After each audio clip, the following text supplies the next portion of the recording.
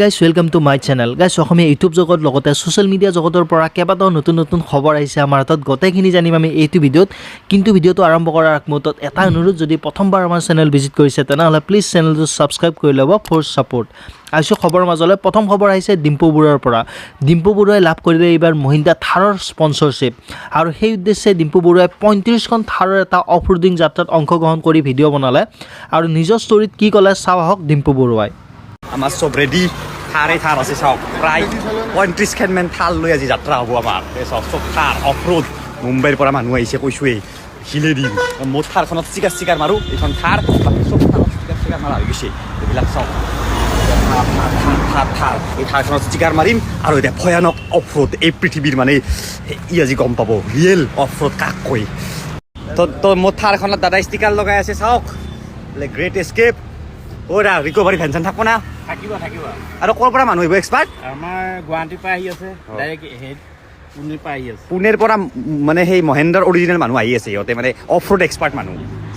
Okay next update আহিছে আমাৰ food blogger Dhruvajyoti কলিতাৰ পৰা আই হোপ আপোনালোকে সকলোৱে ধ্ৰুৱজ্যোতি কলিতা ফুড ব্লগাৰ চিনি পায়ে ফাইনেলি ধ্ৰুৱজ্যোতিয়ে পাৰ্চেছ কৰিলে এখন নতুন বাইক আৰু লগতে ডিলাৰত মধুস্মিতা শৰ্মাকো একেলগে দেখা গ'ল কি কালাৰৰ বাইক লগতে কি বাইক পাৰ্চেছ কৰিলে ধ্ৰুৱজ্যোতিয়ে লগতে মধুস্মিতাই এই ক্ষেত্ৰত নিজৰ ষ্টৰীত কি মেনশ্যন কৰিলে চাই লওঁ আহক হেল্ল' গাইজ আজি মই আছোঁ ৰয়েল এনফিল্ডত কাৰণ মই নলওঁ ৰয়েল ইয়ে ল'ব ধ্ৰুৱই কি ল'বি তই হিমালয়ান ল'ম বুলি ভাবিছোঁ মানে ফুড ব্লগ নকৰে আৰু ই আজিৰ পৰা মটৰ ব্লগ ষ্টাৰ্ট একদম হয়নে নাই একদম মানে এইটো চেনেলত অনলি মটৰ ব্লগ এইটো চেনেলত ফুড ব্লগ থাকিব অঁ দুটা channel Yes. Congratulation thank you আৰু এইফালে আমাৰ কল্যাণ দা ই বৰ হাঁহি হ'লে আমাৰ বেবী ঐ কিবা ক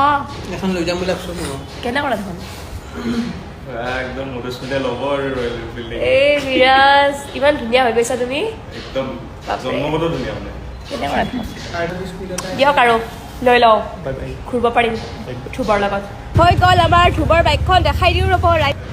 এইখন লৈ লৈছে হিমালয়ান বাপৰে ব্লেক ভালে লাগিছে ন বাইকখন মজা এইখন ল'লে সি এতিয়া বহিম আৰু আজি ফাৰ্ষ্ট বাইকত বহিম অঁ ধ্ৰুৱ ক'ত গ'ল বলক দেখাইছোঁ ঐ ধ্ৰুৱ কেনেকুৱা লাগিছে বহুত ভাল লাগিছে বহুত সুখী মই আছোঁ মই কান্দি নেকি চলো চলতে হে কেনে ধ্ৰুৱ ধ্ৰুৱৰ নতুন বাইকত বহি যাই আছো আৰু এতিয়া আমি পাৰ্টি এটা খাবৰ কাৰণে আনহাতে মদ খাই বিয়া কৰাব যোৱা দৰাৰ মাতৃয়ে নাকচ কৰিলে দৰাৰ মদ খোৱাৰ কথা লগতে দৰায়ো সেই একেখিনি কথাই জনালে সাংবাদিকক আহক দৰাই কি ক'লে এই ক্ষেত্ৰত আমি চাই লওঁ অলপ আমি কিবাকে বাচি আহিছোঁ পুলিচ নগ'লে আমাক তাতে মাৰিয়ে পেলালা হয় তাৰমানে কৈছোঁ এইখন কাগজ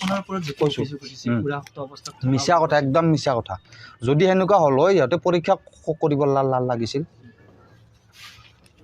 এইখন মোৰ কাগজ হা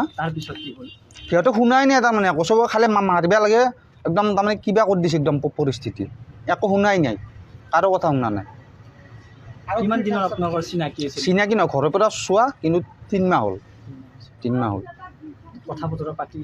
বতৰা পাতিছোঁ কিন্তু মোৰ আন্দাজ সিহঁতে বস্তু ল'বৰ কাৰণে কৰিছে এতিয়া তাৰমানে কি বস্তুখিনি পাইছোঁ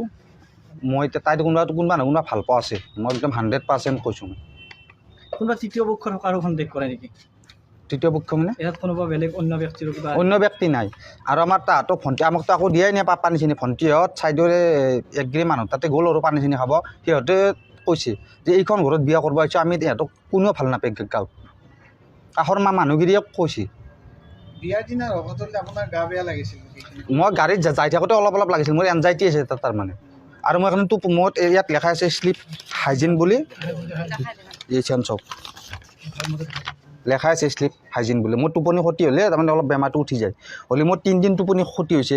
সেইদিনা মই বিয়াৰ আগৰ দিনা মই ৰাতিপুৱা 5টা বজাত শুইছোঁ উঠছোঁ সোনকালে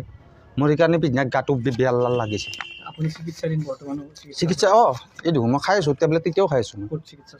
এইটো মই চেন্নাইত এপ'ল'